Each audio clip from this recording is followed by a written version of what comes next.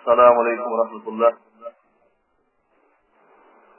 نحمده ونصلي على رسوله الكريم. اما بعد اعوذ بالله من الشيطان الرجيم. بسم الله الرحمن الرحيم. الحمدللہ اللہ تبارک و تعالیٰ کی توفیق سے میں آپ کے سامنے بیٹھا ہوں. آج کا جو موضوع ہے شیاطین کے ان وسوسوں کا ہے جو ہمیں دین سے پرے لے جاتے ہیں, شرک کرنے پر مجبور کرتے ہیں. وہ کون سی ایسی چیزیں ہیں جو شیاطین جنات اور یہ جادو, جس کے متعلق انشاءاللہ العزیز مختصر گفتگو کرنے کی کوشش کروں گا. یاد رہے اللہ تبارک و تعالی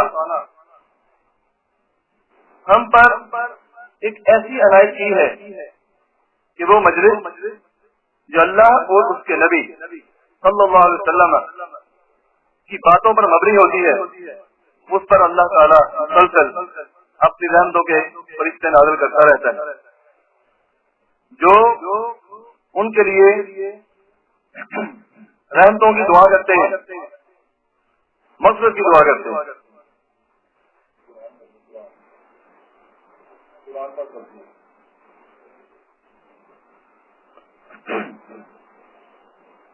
جادو ایک ایسا ظلم ہے کہ جسے اللہ تبارک و تعالیٰ نے, جس کی نفی قرآن کے اندر اللہ نے فرما دی. سورہ بقرہ 102 نمبر آئے, اگر اس کو کھولا جائے, اس کو پڑھا جائے, اللہ تبارک و تعالیٰ فرماتے ہیں کہ میں نے تمہاری آزمائش کے لیے 2 فرشتے اتارے, ہاروت اور ماروت. وہ 2 فرشتے جادو سکھلاتے تھے, مگر پہلے وعید کرتے تھے کہ اللہ کے بندے اگر تو مجھ سے علم حاصل کرے گا تو تو اللہ کے ساتھ شرک کرے گا, اپنی جان کے ساتھ ظلم کرے گا, لہذا اسے مت ہی اپنا ایمان کھو بیٹھے گا. اگر پھر بھی وہ تکرار کرتا تو وہ اسے جادو سکھلاتے, اور یہ جادو قرآن کے اندر موجود ہے کہ یہ استعمال کیا جاتا میاں اور بیوی کے اندر لڑائی جھگڑے کے لیے, اپنے وہ کام جو ہم اپنے ذہن میں سوچتے ہیں ان کو بنانے کے لیے.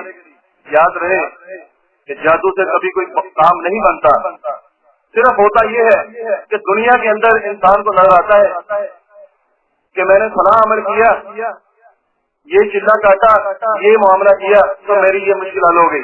اللہ تبارک و تعالیٰ سورہ بقرہ کی ابتدائی آیات ہے, اللہ فرماتا ہے وفی طغیانہم یعمہون, میں انہیں ان کی سرکشی کے اندر ڈھیل دے دیتا ہوں. معاملہ صرف یہ ہوتا ہے کہ اللہ تعالیٰ اس کی آزمائش کو اور بڑھا دیتا ہے. اسی بات کو آگے لے چلتے ہیں. امی عائشہ صدیقہ رضی اللہ عنہا کے متعلق ایک واقعہ آتا ہے, فرماتی ہیں کہ ایک عورت میرے پاس آتی ہے, دیگر صحابہ کرام بھی موجود ہوتے ہیں. عورت آتی ہے اور آ کے کہتی ہے کہ ماں جی نبی مکرم صلی اللہ علیہ وسلم کہاں ہے؟ فرماتی ہیں وہ تو دنیا سے جا چکے ہیں. عورت دارو قطار ہونا شروع ہو جاتی ہے, معاملہ کرنا شروع کر دیتی ہے. فرماتی ہیں اے بی بی تجھے کیا معاملہ ہے, تو کیوں اتنی پریشان ہو گئی, ذرا بول دو. کہتی ہے معاملہ یہ ہوا کہ میرا شوہر اکثر مجھ سے جھگڑتا تھا, میں اس سے جھگڑتی تھی. ایک دن ایسا ہوا کہ مجھے چھوڑ کے چلا گیا. میں بہت پریشان رہتی, غمگین رہتی. ایک دن ایک بڑھیا میرے پاس آئی. بڑھیا آ کے کہتی ہے کہ بول تجھے کیا مسئلہ ہے, کیوں غمگین ہے؟ میں نے اسے سارا معاملہ بتلایا. اس نے کہا کوئی بات نہیں, جو میں کہتی ہوں کرے گی تیرا شوہر تیرے پاس لوٹ آئے گا. کہتی ہے میں نے اسے کہا کہ ٹھیک ہے میں جو تو کہے گی وہی کروں گی. اب ہونا یہ ہوا کہ وہ عورت کہتی ہے کہ اس نے 2 کتے جو ہے وہ حاضر کیے، ایک کتے پر وہ خود سوار ہو گئی اور ایک کتے کے اوپر اس نے مجھے سوار کر دیا۔ اب یہ سفر ہاروت اور ماروت کی طرف یہ دونوں پہنچ گئے۔ روایت کے اندر آتا ہے وہ جنگلے کے اندر بند تھے ایک کنویں کے پاس، وہ کہتے ہیں بول کیسے آئی ہو؟ یہ عورت کہتی ہے کہ میں جادو سیکھنے آئی ہوں۔ کہتے ہیں لوٹ جا، ہم تو آزمائش ہیں اللہ کی طرف سے، تیرا ایمان جاتا رہے گا۔ کہتی ہے نہیں، میں تو سیکھنا چاہتی ہوں۔ اب وہ عورت کہتی ہے کہ وہ مجھے کہتے ہیں کہ پاس ایک تنور کے اندر پیشاب کر۔ کہتی ہے میں جاتی ہوں، مجھے ہیبت ہوتی ہے، میں ڈر جاتی ہوں، واپس آتی ہوں۔ وہ کہتے ہیں ہاں کیا دیکھا؟ کہتی ہے میں نے کچھ نہیں دیکھا۔ کہتے ہیں تو جھوٹی ہے، تو نے پیشاب نہیں کیا، بچ گئی ہے ابھی بھی، تیرا ایمان تیرے ساتھ ثابت ہے، واپس پلٹ جا۔ وہ عورت کہتی ہے نہیں، میں تو سیکھنا چاہتی ہوں۔ دوسری مرتبہ وہ یہی عمل دہراتی ہے، پھر جاتی ہے، پھر پیشاب نہیں کر پاتی، پھر واپس آتی ہے، پھر اسے وہی بتاتے ہیں۔ تیسری مرتبہ ہمت کرتی ہے، شیطان اس کی مدد کرتا ہے، وسوسوں میں اس کے دل کو مائل کرنے میں قائل کرنے میں کامیاب ہو جاتا ہے۔ اب وہ کہتی ہے کہ میں کیا دیکھتی ہوں؟ ایک گھوڑ سوار ہے جس نے اپنے چہرے پر نقاب کیا ہوا ہے۔ اب گھوڑا دوڑاتا ہوئے آسمان کی طرف چلا جاتا ہے۔ فرشتے کہتے ہیں ہاں تو سچی ہے، وہ تیرا ایمان تھا۔ استغفر اللہ من ذلک، یہ وہ عورت ہے جس کا ایمان اس کے اندر سے چھین لیا گیا۔ اب وہ عورت کہتی ہے تو مجھے جادو تو سکھلاؤ۔ وہ کہتے ہیں جا، اب جو کہے گی ہو جائے گی۔ وہ کہتی ہی میں حیران تھی کہ میں نے تو کچھ کیا ہی نہیں، انہوں نے مجھے کچھ سکھایا ہی نہیں۔ اب ہوتا یہ ہے کہ وہ عورت کہتی ہے میں دیکھنے کے لیے کیا کرتی ہوں، واپس آتی ہوں، میں کہتی ہوں ایک سکہ پیدا ہو، جیسے جو کا ہے گندم کا ہے، سکہ پیدا ہو، سکہ پیدا ہو جاتا ہے۔ میں کہتی ہوں یہ خشک ہو، اب اس ڈالی میں سے دانا نکلے، وہ پیسا جائے، آٹا بنے، گدے، روٹی پکے، تیار ہو کے میرے سامنے آ جائے۔ عورت کہتی ہے یہ سارا معاملہ میں اپنے سامنے دیکھتی ہوں، اور یہ تمام معاملہ جب ہو جاتے ہیں تو میں اتنا زیادہ پریشان ہو جاتی ہوں، اللہ کی قسم میں نے ابھی تک اس کا کوئی استعمال نہیں کیا، مجھے ڈر ہے کہ میرا ایمان مجھے چھینا گیا۔ اب یہ عورت اتنی پریشان ہے، امی عائشہ ذکر اللہ تعالیٰ فرماتی ہیں کہ میں خاموشی اختیار کرتی ہیں، وہ صحابہ کرام بھی خاموش ہوتے ہیں، ہماری طرح وہ ایک دم سے فتوے نہیں دے دیتے کہ بغیر تحقیق کے بات کر دیتے، وہ لوگ بہت زیادہ احتیاط کرتے تھے۔ فرماتے ہیں کہ تیرے لیے کیا ہو سکتا ہے، استغفار کر، اپنے والدین کی خدمت کر، اس کا استعمال نہ کر۔ بہرحال یہ وہ عورت کا واقعہ ہے کہ جس کے ساتھ ہاروت اور ماروت یہ مکمل طور پر ان کی وضاحت ہو جاتی ہے کہ کس طریقے سے لوگ ان کے پاس آتے تھے اور آزمائش گزار کرتے تھے، لیکن لوگ جادو سیکھتے تھے۔ حضرت سلیمان علیہ السلام کا دور کی بات کر لی جائے، جادو تب بھی تھا۔ حضرت موسیٰ علیہ السلام کی بات کر لی جائے، جادو تب بھی تھا۔ کوئی بندہ اگر اس کا انکار کرے تو قرآن اس چیز کی وضاحت کر رہا ہے، گواہی دے رہا ہے، تو وہ سمجھ لے کہ وہ بندہ قرآن کا انکار کرتا ہے۔ جادو ہے، جادو ہوتا ہے، نبی مکرم صلی اللہ علیہ وسلم کے اوپر جادو ہوا، اس چیز کی وضاحت ابن کثیر سے آپ کو ملے گی۔ امی عائشہ ذکر اللہ تعالیٰ فرماتی ہیں ابن کثیر نے یہ واقعہ قلم کیا ہے، صحیح بخاری کے اندر یہ واقعہ موجود ہے، صحیح مسلم میں کھول کے دیکھ لو، حوالے میرے پاس الحمدللہ موجود ہے۔ جس بھائی کو کوئی گنا شکوہ ہو وہ حوالے درس کے بعد دیکھ سکتا ہے۔ ہم سب کو چاہیے کہ ہم علم کو حاصل کریں، اس کو عام کریں، کیونکہ نبی کریم صلی اللہ علیہ وسلم نے فرمایا کہ لوگوں میری بات کو آگے پہنچا دو، اے ممکن ہے جسے پہنچاؤ وہ تم سے زیادہ یاد رکھنے والا ہوں۔ ہم سب کا یہ فرض ہے۔ امی عائشہ صدیقہ رضی اللہ عنہا فرماتی ہیں نبی مکرم صلی اللہ علیہ وسلم فرماتے ہیں کہ میں جو عمل کر رہا ہوتا ہوں میرے ذہن میں آتا ہے وہ میں کر نہیں رہا، یعنی کہ وہ کر نہیں رہا ہوتا لیکن میرے ذہن میں ہوتا ہے کہ میں کر رہا ہوں۔ اب معاملہ یہ ہوتا ہے اللہ سے دعا کرتے ہیں، اللہ تبارک و تعالیٰ نبی کریم صلی اللہ علیہ وسلم حضرت عائشہ ذکر اللہ تعالیٰ کو یہ بات بیان کر رہے ہیں، صحیح بخاری سے آپ کو بیان کر رہا ہوں، اس میں کوئی شکوے والی بات نہیں۔ ہمارا ایمان ہے قرآن کے بعد اگر کوئی کتاب ہے تو وہ صحیح بخاری ہے، صحیح مسلم ہے، اور اس کے بعد پھر دیگر احادیث کی کتابیں آتی ہیں۔ اگر ہم ان کتابوں کے اوپر ایمان نہ رکھیں تو ہم مسلمان ہی نہیں رہتے۔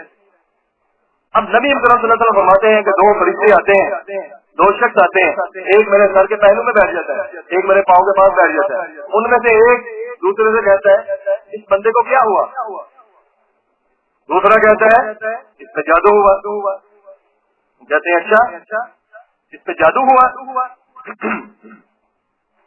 اب جادو کس نے کیا؟ فرماتے ہیں لبیدہ بن عاصم نے۔ اچھا کس چیز پہ جادو ہوا؟ کہتے ہیں کنگھی پر لگے بالوں پر اور کھجور کے نر کھجور کے گوشے کے پوست پر۔ اچھا تو یہ کہاں پہ ہے؟ فرمایا دربان کے کنویں میں رکھا ہے، وہاں پہ ایک موم کا پتلا بھی ہے اور اس میں سوئیاں چبھی ہوئی۔ آپ نے دیکھا ہوگا یہ معاملہ، ٹیپ کے اندر سوئیاں چبونا، پتلا لینا، اس کے بازو توڑ دینے، سوئیاں چبونا، یہ بڑا عرصہ دراز سے چلا رہا ہے، کوئی نئی جہالت کی بات نہیں ہے۔ نبی مکرم صلی اللہ علیہ وسلم کی صحیح بخاری میں ایک اور حدیث کی وضاحت آتی ہے۔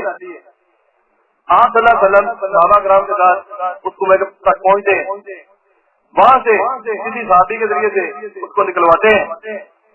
حضرت جبریل امین دو صورتیں لے کے آتے ہیں جنہیں موضوعین کہتے ہیں۔ اللہ اکبر، ان کی وضاحت انشاءاللہ العزیز خطبہ کا جب آخری پہر ہوگا تو الحمدللہ ہم اس کے اندر اس کی وضاحت کریں گے کہ موضوعین کیا ہے، وہ کس طریقے سے ہمارے لیے اتاری گئی ہیں اور ان کے اتارنے میں ہماری کیا مدد ہے اللہ کی طرف سے۔ اب نبی مکرم صلی اللہ علیہ وسلم فرماتے ہیں مجھے کہا جاتا ہے کہ آپ یہ دو صورتیں پڑھیں، دونوں صورتیں جو ہیں ان کی 11 آیات ہیں، آپ پڑھ سکتے ہیں۔ اب ان کے اندر ان کی دونوں کی وضاحت کی جائے، میں بالکل شاید بات کرتا ہوں۔ ان صورتوں کا ترجمہ آپ لوگ بخوبی پڑھا ہوا ہے، صورتیں پڑھی ہوئی، اس کے اندر اللہ تبارک و تعالیٰ فرما رہا ہے قل اعوذ برب الفلق، یہ شفق ہے دن کے رب سے جو دن نکالتا ہے وہ پھوڑتا ہے، اس کے میں پناہ میں آتا ہوں شیطان کے شر سے اور دیگر شروں سے۔ اب پوری صورت جیسے آپ جانتے ہیں من شر ما خلق ومن شر غاسق اذا وقب ومن شر النفاثات في العقد ومن شر حاسد اذا حسد۔ اب اس میں اللہ تبارک و تعالیٰ نے رد کر دیا اس کا بھی جو گرے لگاتا ہے اور اس کے اوپر پھونکے مارتا ہے۔ اب 11 بال کے اندر 11 گرے لگے ہوئے ہیں۔ نبی مکرم صلی اللہ علیہ وسلم فرماتے ہیں میں یہ صورتیں پڑھتا گیا، دونوں میں نے پڑھی، ادھر سے وہ گرے کھل گئی، دوسری طرف سے وہ سوئیاں جو پتلا کا موقع اس میں سے نکل گئی۔ فرمایا کہ میں نے اس بات کو عام نہ کیا، نہ ہی میں نے بدلہ لینا چاہا یا کوئی نئی جو ہے وہ سمجھ لے کے جس طریقے سے افواہیں پھیلتی ہیں، زور ہوتا ہے ہر طرف، لوگ باتیں بناتے ہیں۔ نبی کریم صلی اللہ علیہ وسلم کا یہ معمول تھا، اللہ تبارک و تعالیٰ نے ان کو اتنا نرم دل دیا تھا کہ وہ اپنی ذات کے لیے بدلہ نہیں لیتے۔ فرمایا میں نے اس بات کو وہیں پہ ختم کر دیا۔ اب معاملہ کیا ہوتا ہے کہ یہ دو صورتیں پڑھنے سے اللہ تبارک و تعالیٰ ان کا جادو توڑتا ہے۔ تو کیا پتا چلا کہ جادو جو ہے وہ نیک آدمی کے اوپر بھی ہو سکتی ہے۔ اگر ہمارے ذہن میں ہو نا کہ جادو جو ہے وہ نیک آدمی پہ جادو نہیں ہو سکتا، یہ تو ان لوگوں پہ ہوگا جو دین سے دور ہیں، تو ان لوگوں کو اپنی اصلاح کرنی چاہیے۔ دیکھ لیں سورہ فلق اور ناس، ابن کثیر وضاحت پڑھ لیں، صحیح بخاری کو کھول لیں، صحیح مسلم کو کھول لیں، صفحات بھی میرے پاس الحمدللہ موجود ہیں، کوئی مشکل نہیں پڑے گی حوالہ ڈھونڈنے میں۔ اچھا اب یہاں پہ تھوڑی سی بات کو آگے لے کے چلتے ہیں۔ صحیح بخاری کے اندر ایک روایت آتی ہے ستاروں کے اندر، آپ نے دیکھا ہوگا لوگ ہاتھوں کی لکیروں سے بڑا کچھ بتلاتے ہیں۔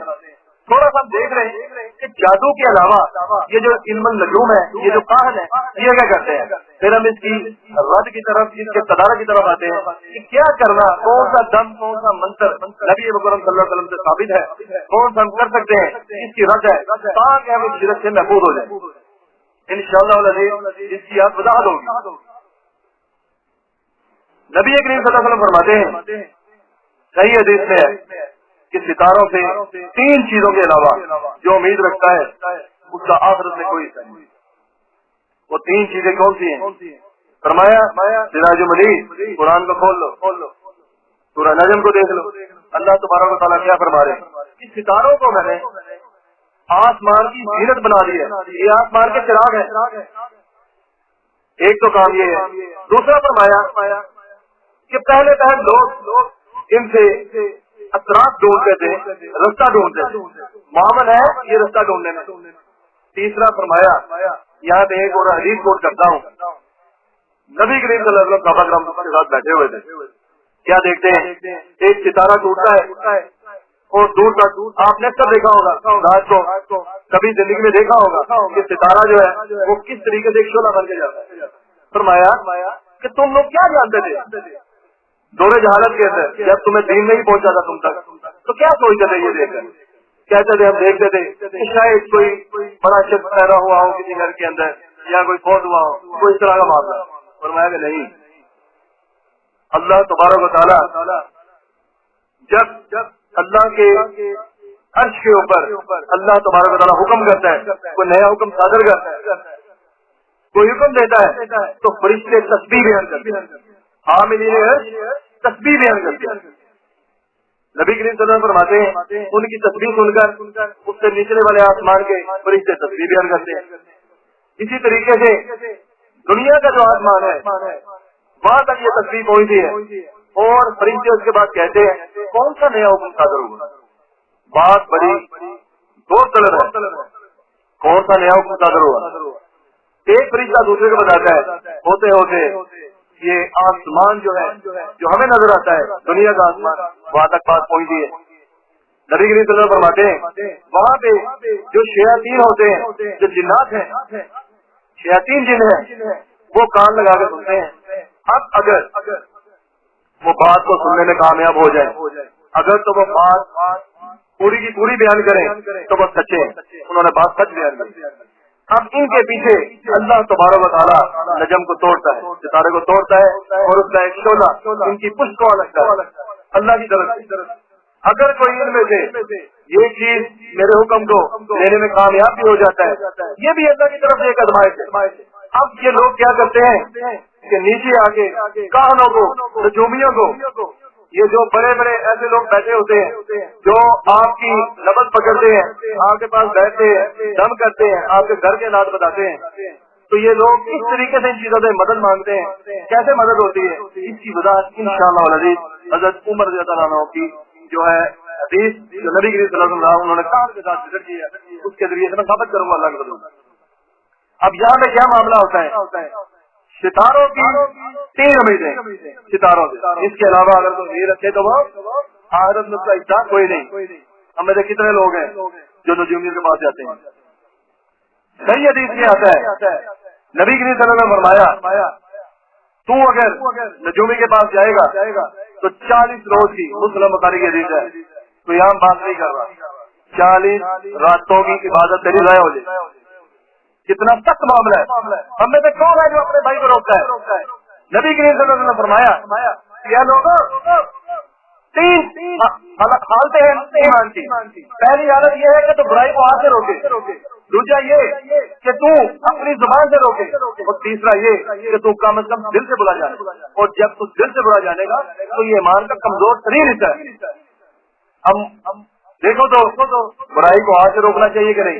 एक मुसलमान भाई आपको पता हो कि मैं जहन्नम में जा रहा हूँ, क्या आपके दिल के अंदर नहीं आना चाहिए कि यार मैं इसको रोकूं, मेरा भाई जहन्नम में जा रहा है। इसकी मिसाल मैं ऐसे दूंगा, एक घड़ा है, उसके ऊपर घास बिछा दिया गया, देखने वाला देखता है कि बिल्कुल जंगल मैदान है, इसके ऊपर घास उगा हुआ है और वो चलता जा रहा है।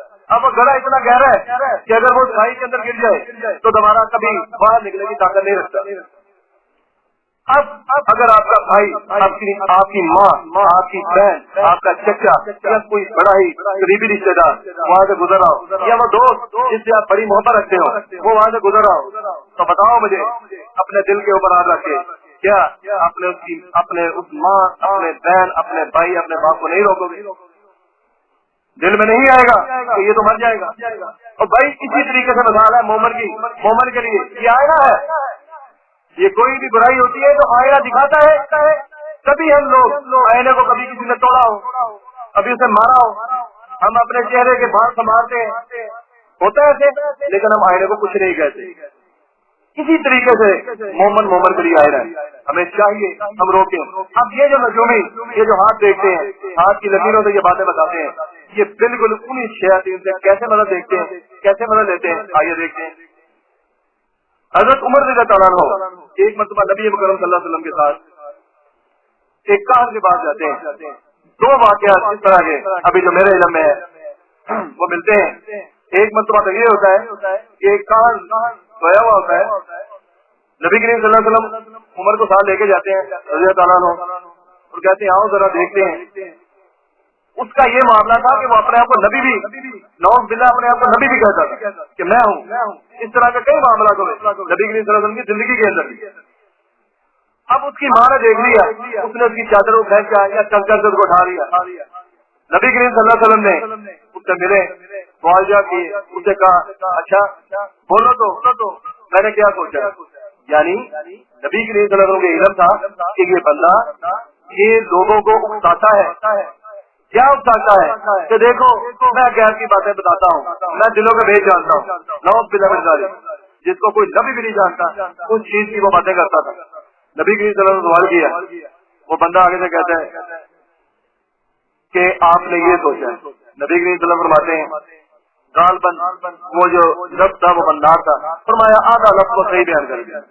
اللہ کے نبی نے اس کی آخرت کے لیے بدبختی کی دعا کی, بددعا کرتے ہوئے آگے ایک اور موقع کے اوپر گئے.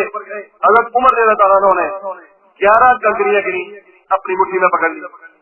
ان 11 کنکریوں کو عمر رضی اللہ عنہ, اللہ اکبر, میں کہتا ہوں اتنے عقل والے دانش والے صحابی اللہ کے نبی, اس کے علاوہ اللہ کے نبی کے کوئی ایسے صحابی نہیں آتے کہ جن کے متعلق آپ نے فرمایا کہ اگر میرے پاس کوئی نبی ہوتا تو عمر ہوتا رضی اللہ عنہ.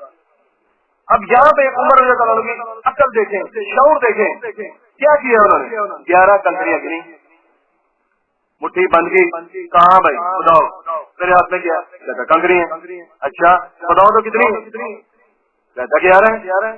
اچھا یہ معاملہ ہے. اس کے سامنے کنکریاں پھیر دیں, دوبارہ پکڑ دیں. ہاں بھیا بتاؤ کتنی کنکری ہیں, کہتا معلوم نہیں. اب پتا کیا چلا یار کہ شیطان جو ہوتا ہے الذی یوسوس فی صدور الناس, وہ جو تمہارے دلوں کے اندر وسوسے ڈالتا ہے. نبی کریم صلی اللہ علیہ وسلم فرماتے ہیں کہ تمہارے جسم کے اندر وہ ایسے گردش کرتا ہے جیسے گویا خون ہوتا ہے. جیسے تمہارا نفس ہے, تمہارا دل ہے, وہ ایک ہائیڈرولک مشین ہے, وہ پمپ کر رہا ہے تمہارے اندر خون, تو اس کے اندر سے وہ شیطان جو ہے اسی طریقے سے گردش کرتا ہے. اب ہوتا کیا ہے معاملہ, احادیث کی وضاحت کو دیکھیں تو یہ بات مقبول ملتی ہے کہ میرا اور آپ کا جو شیطان آپ کے ساتھ مسلط کیا گیا, ابلیس نے جن کی ڈیوٹیاں لگائی ہوئی, اس کا مین فوکس کیا ہے, کیوں بھائی کیا چاہتا ہے, ہمیں دوزخ میں لے کے جائے. اب ان تمام کے جو نیٹ ورک ہے آپس میں وہ بڑے سخت ہیں. جب کوئی شخص ان کو راضی کر لیتا ہے تو وہ ان کی مدد کرتے ہیں. مثال کے طور پر کوئی شخص مرتد ہو جاتا ہے, بازار تو ہمیں وہ نظر آتا ہے کہ بڑی نماز پڑھ رہا ہے, بڑا قرآن پڑھ رہا ہے, لیکن وہ کیا کرتا ہے, قرآن کو گندے خون سے لکھتا ہے. اس کی وضاحت ہے خون ملتی ہے, گندے خون سے لکھتا ہے, اسے گلابوں سے لکھتا ہے, کئی دن تک اپنے ہاتھ نہیں دھوتا, غسل نہیں کرتا, بہانا کرتا ہے, پانی استعمال نہیں کرتا, گندگی کی انتہا کرتا ہے. جب شیطان کو یہ بات حق ہو جاتی ہے اس کے ذہن کے اندر, وہ دیکھ لیتا ہے کہ اب آخرت میں کوئی حصہ نہیں رہا, تو پھر وہ اس کے ذریعے سے دوسرے لوگوں کے ایمانوں کو خریدتا ہے. اب کیا ہوتا ہے, اب ہوتا یہ ہے کہ فار ایگزامپل اللہ نہ کرے تو کبھی مجھ سے یہ عمل کرتا تو میں اگر کاہل ہوں, آپ لوگ میرے پاس آتے ہیں, ہوگا کیا کہ میرے ساتھ میرا جو شیطان ہوگا اس کی باتیں عام ہوں گی. جیسے حضرت عمر رضی اللہ عنہ کے سامنے اس کاہن کا شیطان نے اس کو بتلایا. اب وہ باتیں وہ مجھے بتلائے گا, یہ اتنے بہنا بھائی ہیں، اس کی زندگی کے اندر فلاں وقت اس کو بڑی خاص چوٹ لگی تھی، اس کے گھر میں یہ مسئلہ ہوا ہے، فلاں کو یہ بیماری ہے، کاروبار کی وجہ سے پریشان ہے، یہ معاملہ ہے وہ معاملہ ہے، اور سارے سنائے گا۔ جب وہ ہمارے سامنے بیان کرتا ہے، میں آپ کے سامنے چیزیں بیان کروں گا، آپ کہیں گے ماشاء اللہ کتنا بڑا ولی، کتنی اچھی باتیں ہیں، بڑا پہنچا ہوا بزرگ ہے، کیا بات ہے، اس میں تو ہر بات بتا دی، اللہ کی اتنی مدد، نعوذ باللہ من ذالک، پر یہ اللہ کی مدد نہیں، یہ اللہ تعالیٰ کی وہ ڈیر ہے جو سورہ بقرہ میں فرماتا ہے وفی تبیان الیامہم، اللہ تعالیٰ کہتا ہے میں نے تمہیں ڈیل دی ہوئی۔ نبی اکرم صلی اللہ علیہ وسلم فرماتے ہیں کہ اس قسم کی چیزیں تمہیں کبھی فائدہ نہیں دے سکتی مگر نقصان دیں گی، انشاءاللہ حدیث میں ابھی بیان کرتا ہوں۔ اب یہ بات کہ تعویذ باندھنا، دھاگا باندھنا نبی کریم صلی اللہ علیہ وسلم ثابت ہے یا کسی صحابی سے ثابت ہے، دم کرنا اس سے ثابت ہے یا نہیں ثابت۔ اب ہم دیکھتے ہیں کہ ہمارے پیارے نبی نے یا جو ان کے صحابی تھے ان کا کیا ذہن ہوتا تھا اس کے معاملے میں، تھوڑی سی اس وضاحت کی طرف ہم آتے ہیں۔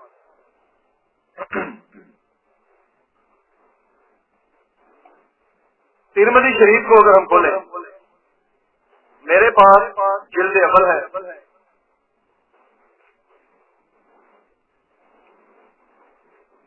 اس کے مترجم جو ہے علامہ وحید الزمان، گلے میں گنڈا یا تعویذ لٹکانے کے باب میں یہ حدیث آتی ہے، روایت ہے عیسیٰ بن عبد الرحمان سے، کہا انہوں نے گیا میں عبداللہ بن حکیم کے پاس عیادت، اور ان کے بدن پر خوشی تھی یعنی مرض کی، تو کہا میں نے کیوں نہیں لٹکاتے آپ کچھ تعویذ؟ میرے بھائیوں غور کرنا ہے باتوں کے اوپر، صرف سن کر تو گھر نہیں چلے جانا، ان کو اپنے پلے باندھ، راوی کا یاد رکھنا ہے، ترمذی میں روایت پڑھ رہا ہوں، اس چیز کو یاد رکھنا ہے، انشاءاللہ العزیز فائدہ ہوگا اس چیز کا ساری زندگی کے لیے۔ ان جازموں اور شیطانی اس شرک کے ساتھ جو ہمیں ہمارے ذہن کے اندر لے آتا ہے اور ہمیں پتہ بھی نہیں ہوتا ہم شرک کر رہے ہوتے ہیں، انشاءاللہ ہم اس سے آج بچیں گے۔ فرمایا بدن پر خوشی تھی یعنی مرض کی، تو کہا میں نے کیوں نہیں لٹکاتے آپ کو تعویذ؟ فرمایا انہوں نے موت اس سے زیادہ قریب ہے، فرمایا کہ اس سے بہتر میں مر جاؤں۔ یہ صحابی کا قول ہے، اور فرمایا نبی مکرم صلی اللہ علیہ وسلم بات صرف صحابی کی نہیں کرتا، نبی کریم صلی اللہ علیہ وسلم کی طرف آئیے، نبی کریم صلی اللہ علیہ وسلم نے فرمایا جس نے لڑکائی کوئی چیز وہ سونپ دیا گیا اسی کو، اور غیر سے اس کی کوئی تعین نہ ہوگی، یعنی اللہ تبارک و تعالیٰ کے جو فرشتے ہیں رحمت کے وہ اس کی مدد نہیں کریں۔ اب کتنا سخت وعید ہے۔ اسی طریقے سے صحیح مسلم بخاری کے اندر ہے، نبی کریم صلی اللہ علیہ وسلم نے فرمایا جو کاہن کے پاس آیا اور اس نے اس کی سچائی کی تصدیق کر دی، کاہن کے پاس گیا اس کی سچائی کی تصدیق کر دی، اس نے گویا نبی مکرم صلی اللہ علیہ وسلم کی اور اللہ تعالی کی شریعت کا انکار کر دیا۔ اسی طریقے سے بہت سی روایات آتی ہیں کہ جس کے اندر جو تعویذ ہے ان کا رد آتا ہے۔ ایک روایت آتی ہے تعویذ کے حق کے اندر، اب وہ کیا ہے؟ عبداللہ بن عمر جو ہے ان کے حوالے سے ایک روایت آتی ہے کہ بچے کے گلے کے اندر اللہ تعالیٰ کے اسماء الحسنی لٹکانے کی انہوں نے بات کی کہ اعوذ بکلمات اللہ التامات، یہ والی روایت جو ہے اس کو گلے کے اندر لٹکا دیا۔ اب اس میں یہ جو روایت ہے یہ کوئی بندہ ثابت نہیں کر سکتا، کوئی مائی کا لال یہ ثابت نہیں کر سکتا، یہ روایت جو ہے وہ ضعیف نہیں ہے، یہ روایت ضعیف ہے۔ ضعیف روایات کو سامنے لیتے ہوئے ان لوگوں نے کیا کیا ہوا ہے کہ لوگوں کے دماغ خراب کیے ہوئے ہیں، اور وہ لوگ ان کے پاس جاتے ہیں، تعویذ کرواتے ہیں، دھاگے باندھتے ہیں۔ نبی کریم صلی اللہ علیہ وسلم نے ان کی سخت ممانعت کی ہے۔ آئیے دیکھتے ہیں، یہ میرے پاس ایک کتاب ہے جس میں حوالے موجود ہیں۔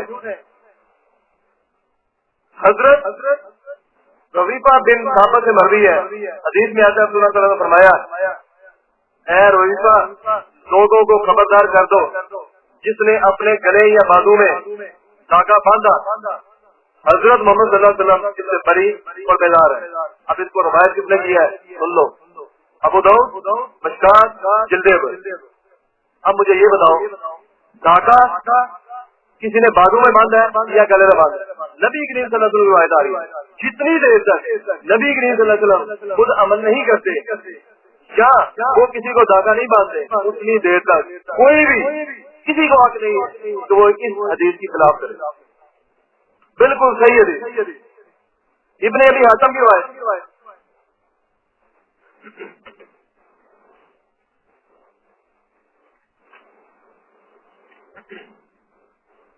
ابن ابی حاتم کی ایک روایت ہے کہ حضرت حذیفہ رضی اللہ تعالیٰ عنہ نے ایک شخص کی گردن میں دم کیا ہوا دھاگا دیکھا.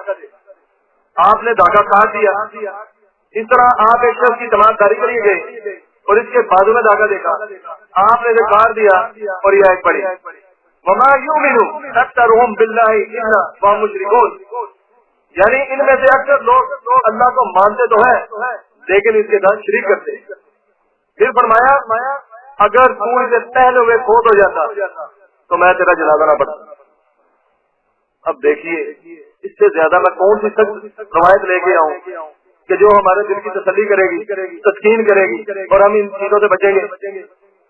انشاءاللہ حل بھی بتاؤں گا. یہ نہیں کہ بس میں ان کے خلاف باتیں کر کے تو بیٹھ جاؤں گا.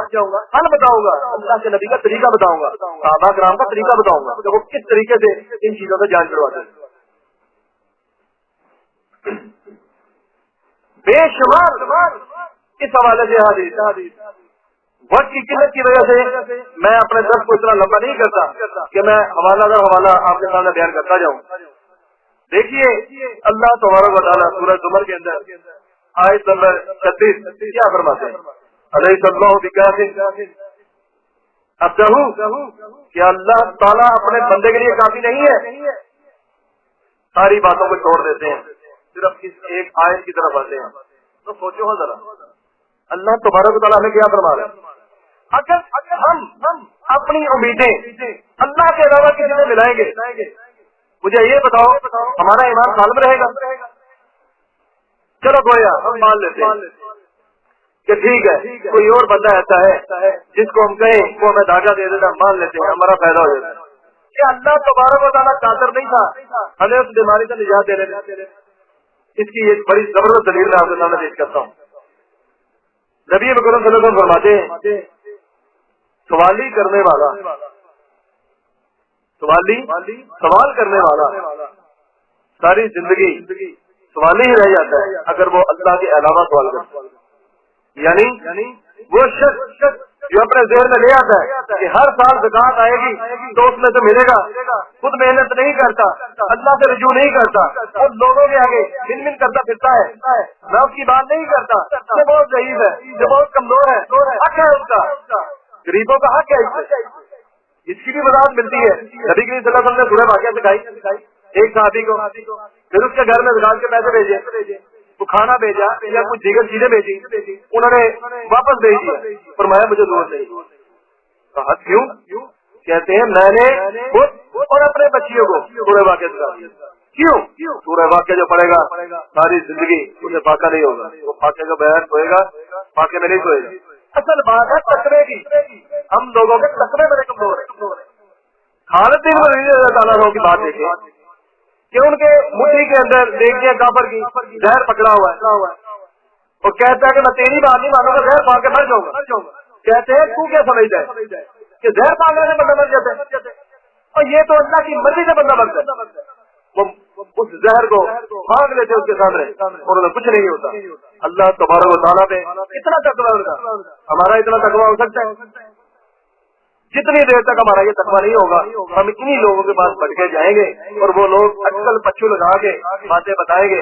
اگر ہمارا ایمان یہی رہا کہ یہ بندہ غیر کی باتیں بتا رہا ہے اور یہ اللہ کا دیندار بندہ ہے اور یہ ہمیں تعویذ کر کر کے دے رہا ہے اللہ کا دیندار بندہ ہے تو بے شک یہ ہو ہی نہیں سکتا کہ ہم کبھی بھی جنت میں داخل ہو. اللہ تبارک و تعالیٰ ہم سے کلام کرنا بھی جو ہے نا وہ روا نہیں کرے. اب اسی حوالے سے ہم دیکھتے ہیں امام نسائی جو ہے انہوں نے بڑا سخت بات باندھا. امام نسائی شریف یا ستہ کے اندر شامل ہے. جو شخص اب یہ ابو ہریرہ رضی اللہ عنہ سے مروی ہے, جو شخص گرا دیتے ہوئے پھونک مارے اس نے جادو کیا.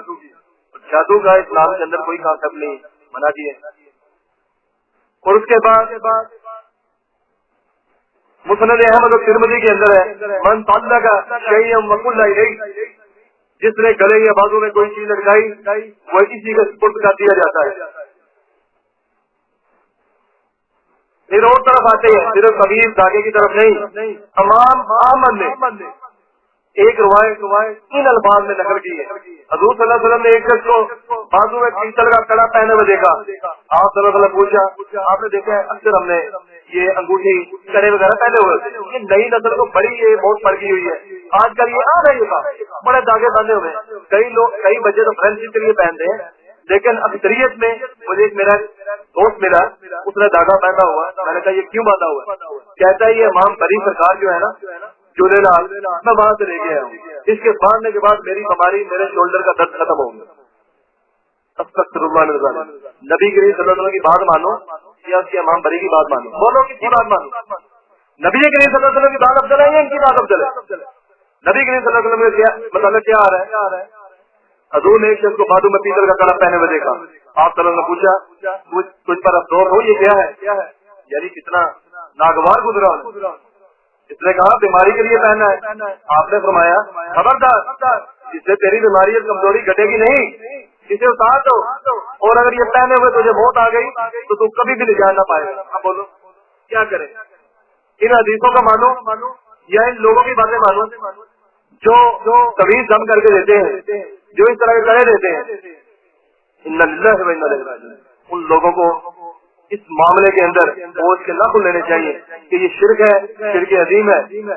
اب آتے ہیں طرف کہ اچھا اگر یہ سارے معاملے ہوں تو کیا ہمارے اوپر وہی نازل ہوگی کہ ہمارے اوپر جادو ہے؟ نبی مکرم صلی اللہ علیہ وسلم کے اوپر وہی آ گئی, انہوں نے دعا کی. ہم کس طریقے سے اس چیز سے بچیں گے؟ اللہ اکبر کبیرہ. نبی مکرم صلی اللہ علیہ وسلم کے چند ایک صحابہ کرام ایسے تھے, ابو ایوب انصاری, حضرت ابو ہریرہ رضی اللہ عنہ, اور اس طرح ایک دو اور صحابی ایسے تھے جن کا مطلب آتا ہے مال غنیمت کی مال میں یا کھجوروں کا ایک بڑا زبردست واقعہ.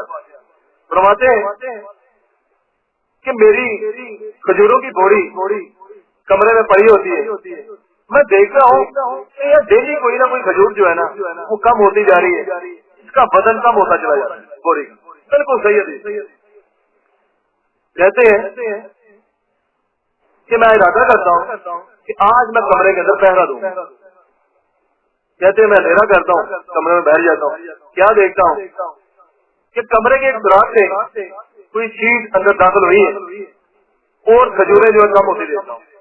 میں آگے بڑھتا ہوں تو کیا دیکھتا ہوں ایک نوجوان شخص, ایک نوجوان ہے. میں اسے کہتا ہوں تو کون ہے؟ تو انسان ہے کہ جن؟ وہ کہتا ہے میں جنوں میں سے. اچھا اپنا ہاتھ تو آگے کر. اس کا ہاتھ کہتے ہیں میں تھامتا ہوں, اسے سلام کرتا ہوں, وہ بھی سلام کا جواب دیتا ہے. کہتے ہیں میں اس کا ہاتھ دیکھتا ہوں, اس کے ہاتھ کے اوپر کتے کی ماری بال ہوتے ہیں اور کتے کی طرح اس کا ہاتھ ہوتا ہے. میں کہتا ہوں تعجب کے ساتھ کیا جنات جو ہوتے ہیں ان کی شکل یہی ہوتی ہے؟ وہ آگے سے کہتا ہے نہیں, مختلف شکلیں ہوتی ہیں, لیکن میں جنوں میں سے سب سے قوی اور سب سے مضبوط ہوں. بہرحال وہ اسے کہتے ہیں کہ یہ کیا معاملہ ہے, تو کیوں چرا رہا ہے میری کھجوریں؟ کہتے ہیں مجھے پتا چلا تھا تو صدقہ بہت کرتا ہے, یعنی اسے بات لگائی تو صدقہ بہت کرتا ہے. تو میں نے کہا کیا میرا اس میں حق نہیں؟ میرا بھی اس میں حق ہے, میں اپنا حق لینے آ گیا. کہتے ہیں اس نے معافی مانگی, چلا گیا کہ میں آئندہ نہیں آؤں گا. دوسرے دن پھر وہ آیا, نبی کریم صلی اللہ علیہ وسلم نے بات کی. نبی کریم صلی اللہ علیہ وسلم نے فرمایا کہ وہ شیطان ہے, وہ دوبارہ آئے گا. جب دوبارہ آیا اگلی رات پھر اسی طریقے سے انہوں نے پہرا دیا, اس کو پکڑ دیا اور اسے کہا کہ تجھ سے کیوں کر میری جان چھوٹے گی؟ وہ کہتا ہے کہ سورہ بقرہ کے اندر ایک آیت ہے تو اسے پڑھ لیا کر. ہم جن کبھی تیرے پاس نہیں آئیں گے، اور جو شخص یہ آئے گھر میں پڑھ لیتا ہے شیاطین گدے کی طرح وہاں نکال کر اللہ تبارک و تعالیٰ کو یاد رہے کہ گدے کی بات ناپسند، جانوروں میں کون سی بات ناپسند ہے؟ گدے کی، اور سب سے زیادہ پسند بات کون سی ہے؟ مرغ کی۔ فرمایا یہ تشبیہ ہے جیسے گویا مرغ اذان دے رہے، اور اس وقت آپ کو پڑھنا چاہیے اللہم انی اسالک بالفضل، کہ اللہ ہم تجھ سے تیرے فضل کا سوال کرتے ہیں۔ اب یہاں پہ یہ معاملہ ہوتا ہے کہ فرماتے ہیں وہ جن کہہ گئے، بات کو غور سے سننا ہے، یہاں سے ایک بڑی اہم بات اخذ ہونے والی۔ نبی کریم صلی اللہ علیہ وسلم کے سامنے جاتے ہیں، کہتے ہیں کہ وہ شخص مجھے یہ کہہ گیا، وہ جن، کہ اگر تو یہ آیت الکرسی پڑھے گا تو یہ شیاطین جن لوگ تیرے گھر میں نہیں آئیں گے بلکہ تیرے گھر سے دور گزریں گے اور گدھے کی طرح آوازیں نکالتے ہوئے بھاگ جائیں گے بھٹکتے ہوئے۔ نبی کریم صلی اللہ علیہ وسلم فرمایا خبیث بات سچی کر گئی۔ اب اس بات کے بعد اگر پھر بھی ہمارے ایمان متزلزل ہو، پھر بھی ہم پہ جادو ہو جائے، یہ پریشانیاں ہوں، یہ شیاطین آگے تنگ کریں، تو اس کا کیا حل؟ یہ دلیلیں کئی موجود ہیں۔ نبی کریم صلی اللہ علیہ وسلم کے حوالے ہوتے ہوئے بھی اسی طریقے سے ایک شخص آیا، حضرت عمر رضی اللہ عنہ کے ہوتے ہوئے ایک شخص آیا، اس نے حضرت عمر رضی اللہ عنہ کچھ بھی کی، 2 مرتبہ ہارا اور اس نے بھی آیت الکرسی سکھلا دی۔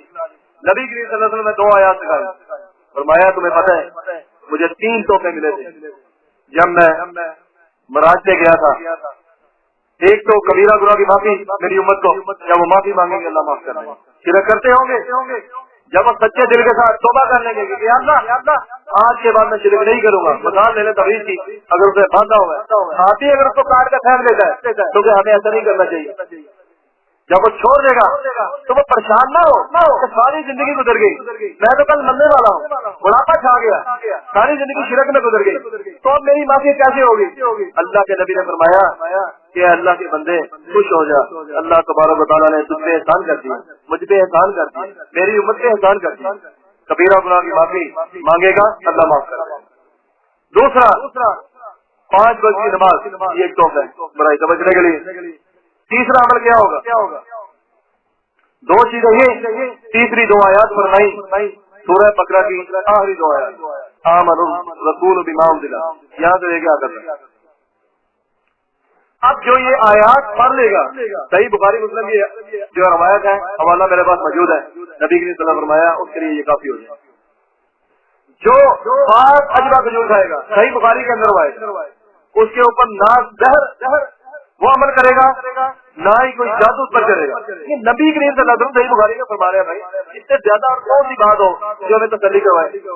فرمایا اجوا کھجور کھاؤ، جو دن میں صبح کے وقت 7 کھجوریں کھا لے گا اس کو سارا دن کوئی جادو اثر نہیں کرے گا۔ آیت الکرسی بتا دی، 2 آیات بتا دی۔ اچھا اب ہم پڑھتے ہیں تو مولوی صاحب ہمیں فائدہ کوئی نہیں ہوتا، ہم تو پڑھتے ہیں اثر کوئی نہیں ہوتا۔ بھائی میری بات سنو، جس بات کے اوپر اللہ کی رحمت کے فرشتے نازل نہیں ہوتے جس گھر کے اندر، وہاں پہ تمہاری مدد کیسے ہوگی؟ دیکھو نا، نبی کے صلی اللہ علیہ وسلم فرما رہے ہیں ابن کثیر کے اندر آیت الکرسی کی تفسیر پڑھو، اللہ اکبر کبیرہ، ہم پڑھتے نہیں ہے نا۔